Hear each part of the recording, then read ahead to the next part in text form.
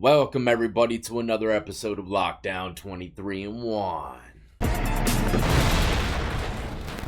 Today we're going to be speaking about the rapper Mr. KODAK Black once again. Man, oh man, we covered quite a bit of stories with him getting hemmed up by the law, and it seems like he got caught up in the mix once again. We're going to get to it, but first, we're going to go down the list of times that he's been arrested within the last 7 years. I'm not going to lie, man, this guy's been ducking and weaving in the courtroom. And if you were to ask me, this is a perfect example. I'm not hating now. I'm just letting y'all see it in plain sight. Perfect example of what money and power can do for you in the courtroom. So let's get into it, ladies and gentlemen. If you enjoy this type of content, all things lockup and crime related, then this is where you want to be. Hit that like, subscribe, notification bell before you leave, and check out my playlist with many more videos for you to start watching today. So, like I said, we're going to go down the list of arrests that he's had since 2016. And it is extraordinary how this guy hasn't done some serious time. I mean, look at this. They're selling t-shirts with his mugshots on it. But this is a timeline of Mr. KODAK's arrests, and if I happen to have mugshots up there, they're not, placed in any kind of order. It's just a mugshot. Like I said, we're going to end it with his most recent arrest, which I don't know if he's going to be able to bob and weave this one. Okay, so I said 2016, but it looks like it all started in October 2015. At 18 years old, he was arrested for assault, robbery, kidnapping, false imprisonment, driving with a suspended license, and possession of marijuana after being accused of forcing several people into his car because of a suspected someone broke into his Broward County home. He was released on bond soon thereafter. December 2015, arrested for a marijuana possession, just 2 months after he was charged with drug possession in addition to more severe crimes. February 2016, this was a bombshell right here, arrested for sexual battery. Yikes. KODAK Black allegedly assaulted a young woman in Florence, South Carolina. Soon after the shows when the incident took place, he was charged with criminal sexual misconduct. In April 2016, shortly after the Florence incident, KODAK was allegedly seen buying marijuana from a drug dealer. He then got in his car and drove away. When police tried to pull him over, he attempted to evade arrest and threw a gun from his car. According to the cops, after recovering a loaded .40 caliber Glock 23 pistol, they arrested KODAK for possessing a weapon by a convicted felon, possession of marijuana, and a number of traffic violations. I mean, just these crimes from 2015 to 16, I would have been stuck in jail with no bond. Somehow he kept getting out and just digging a bigger ditch. August 2016.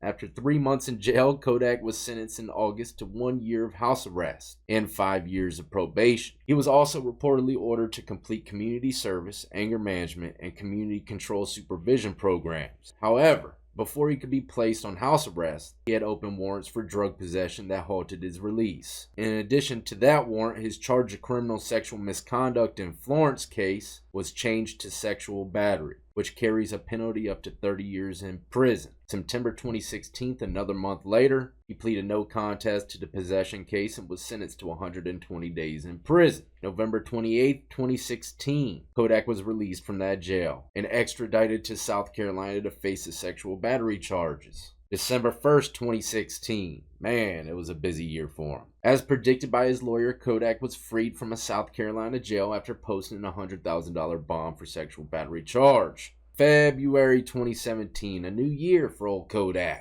After appearing in court in Broward, KODAK was arrested for violating the terms of his house arrest related to the charges of false imprisonment. The decision to take him into custody was bolstered by his alleged assault of a bartender. Now, between April and May of 2017, he was accused of grabbing his anger management counselor by the arm after she threatened to call 911 when he refused to leave a session. Seems like KODAK had a lot more to talk to her about. She reportedly asked him to leave because he was intentionally disrupting the session by burping repeatedly. Yeah, the old yak's known to, belch here and there. 5 days later, on April 26, he was found guilty on 5 counts of violating his house arrest. On May 4th, he was sentenced to 364 days in prison with the possibility of early release if he completed a life skills course. That's simple. Which he successfully finished the course and was released in June after serving 97 days. So he's doing some months here and there, right? But he's definitely keeping his feet out the prison system. January 2018, a new year. 17 was pretty quiet for him for the most part. January 2018, police were alerted to a live stream on Kodak Black's Instagram feed. The video showed the rapper in his Broward home, surrounded by drugs and weapons with the child nearby. He was arrested for grand theft of a firearm, 2 charges of possession of a weapon by a Florida delinquent adult felon, possession of cannabis over 20 grams, child neglect without great bodily harm, and 2 counts of parole violation. A month later, his lawyers were able to get the charges of grand theft and child neglect and possession of a weapon by a felon dropped. April 2018, Kodak Black entered a plea of not guilty and was again sentenced to 364 days in prison for the remaining charges stemming from his January arrest. He got credit for 90 days of time served in jail while awaiting trial, so he was released in August of that year. During that stint in jail, Kodak seemed to be trying hard to turn his life around. He earned a GED, changed his legal name to Billy K. Capri, and even tweeted about writing a book. Shortly after his release, it was revealed that he was also let off probation, truly cementing his freedom. Yeah, it is, man. When you're let off of them papers, it's like being reborn. For a while, things quieted down for Kodak as he continued to release hit songs and collaborate with exciting artists. However, things once again spiraled downhill that spring. April through May of 2019. Kodak and 3 others were apprehended by U.S. Customs and Borders Protection agents while trying to cross into Canada from New York. He was found with a Glock 9mm and marijuana and was taken to the Niagara County Jail. He paid the $20,000 to $40,000 bond and then walked out of jail with a fan of cash covering his face. That's a typical yak move. Then less than a month later, he was arrested on weapons charges in Miami, just before he was set to take the stage at the hip-hop music festival Rollin' Loud. He was apprehended by U.S. Marshals for state and federal firearms violations. The federal charge rose from an instance in which the rapper allegedly lied about the status of his criminal cases when he filled out official paperwork for a gun purchase. We did a story on that, man. It was crazy. I can't believe he actually went to a gun shop, tried to buy a gun with paperwork as a felon. Unreal. Makes no sense to me. I would, anyone in their right mind would never try that. In November 2019, he was sentenced to 3 years and 10 months in prison. Behind bars, he had heated confrontations with guards at high security prison Big Sandy in Kentucky, which prompted him to file a lawsuit that accused prison staff of beating him and restraining him for hours with no access to a bathroom. January 2021, Kodak sees the light once again. The then President Donald Trump commuted Kodak Black's prison sentence in January 2021 as part of a wave of clemency grants in his last moments in the White House. The president's press team pointed to the rapper's past charitable donations as justification for ending his prison term early. Man, oh man. Kodak Black, man, shucking and jiving, bobbing and weaving all the way down to the White House. Kodak's attorney, and let me just say this, if I ever get hemmed up around the town that he works in, I'm hiring him, man. Bradford Cohen, beast. A vocal supporter of Trump and one-time contestant on Trump's show, The Apprentice, lauded the act of clemency and claimed Kodak's sentence had been unfairly harsh in the first place. Right? So Kodak's lawyer had some personal, acquaintances with Mr. Trump. Like I said before, there's lawyers that don't know anything about the judge, and then there's lawyers that drink tea with the judge and shoot golf on the weekends. Those are the lawyers you want. Trust me. But in April 2021, while Trump's grant of clemency was welcome to relieve the rapper, it did not shield him from the sexual assault charge pending against him in South Carolina state court over the alleged 2016 sexual assault. Prosecutors in South Carolina argued Kodak had violated his bond terms, that he should be transported to the state to face a sexual assault charge. In April 2021, Kodak Black secured a deal with the South Carolina prosecutors, which he pleaded guilty to a lesser charge and received a suspended 10-year sentence. And for anybody that doesn't know what suspended sentence means, it means you got that 10 years still, that you could possibly get if you get in trouble again. Suspended pending your behavior.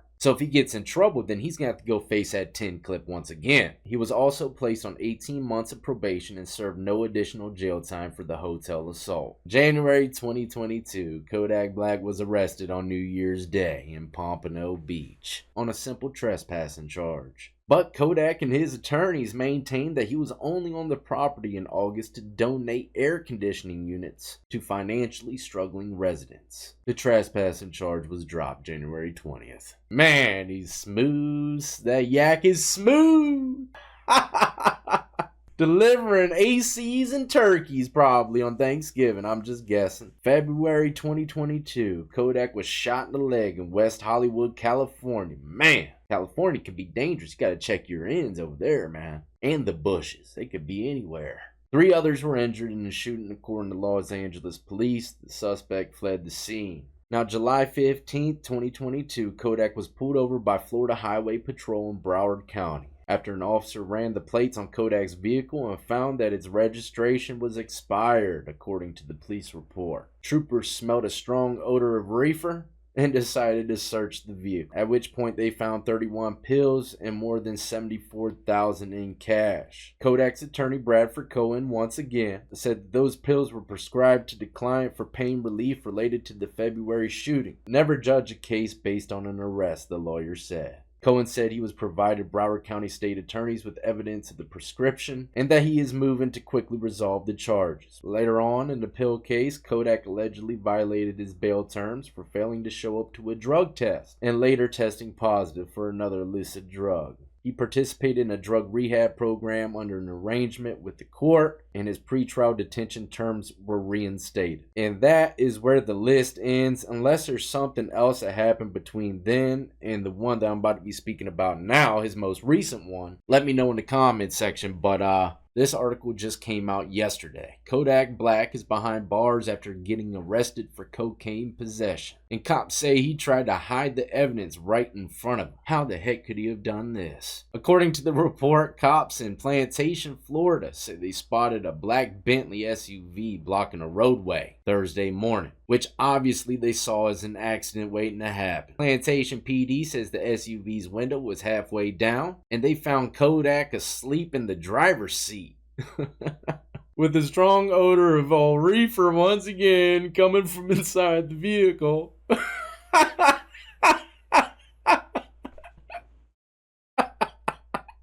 just looking at this photo they got of him. I'm losing it, man. Kodak's crazy. I could just see him sleeping there. If I was a cop, man, I'd just wake him up and say, get the f out the road, bro. Come on. Anyway, reefer aromas flowing out the vehicle windows. They say Kodak admitted there was weed in the SUV. But when the officer noticed the styrofoam cup that reeked of alcohol, he told Kodak to exit the vehicle, bruh. Oh, the officer says he noticed Kodak turned his back to him and saw white powder falling on the ground next to Kodak as he was standing in front of the patrol vehicle's beaming headlights. Oh man, probably got it all on camera too. I'm sure that'll come out here shortly. According to the report, the officer then noticed Kodak's mouth full of white powder. I would have told the officer, I'm just a little cotton mouth, sir, I just need some water. Twitching, I would have been twitching and everything, man. But where was I at?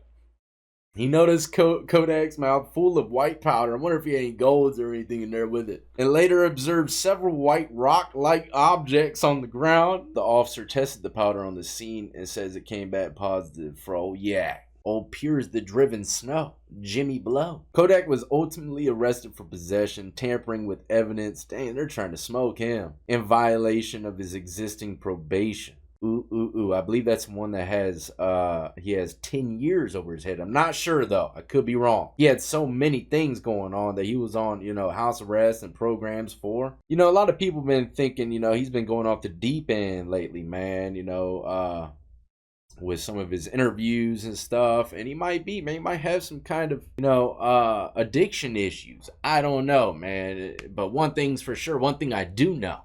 If he don't straighten it up, he's going to the penitentiary for decades. And that'll straighten it up for him, And that's just the sad truth, But this dude has really escaped, if you were to ask me, a lot of time in prison within the last 7 to 6 years. It's just been one thing after another after another. I said to myself that Kodak's probably one of the luckiest rappers alive. I would never gamble against Kodak.